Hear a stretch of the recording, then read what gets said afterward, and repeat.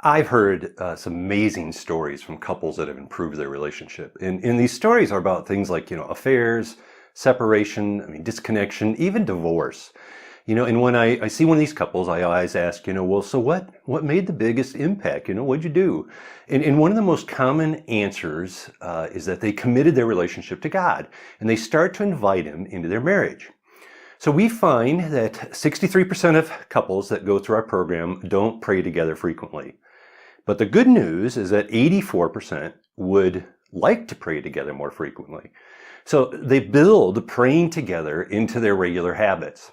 And I don't know that I need studies to tell me that prayer is a good thing, but somehow it's good to hear how prayer impacts relationships. For example, there was a study that found that praying together increased trust. And I guess that makes sense. I hadn't thought through the correlation between praying and trust.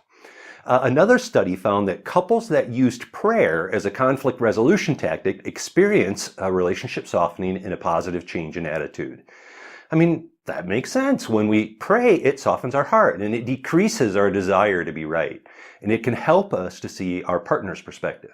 So a technique that we suggest is what we call the hold and pray. And we combine physical touch and prayer together.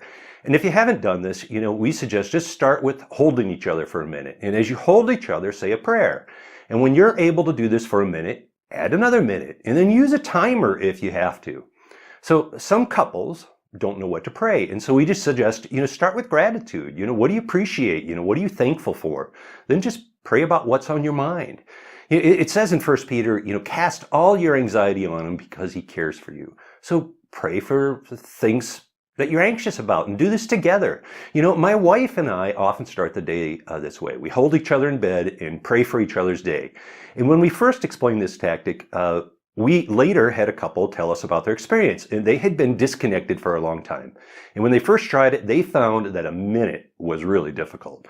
But they continued to do it, and it became easier, and they were able to lengthen the time. And they said that this simple technique helped them to rebuild their connection with each other.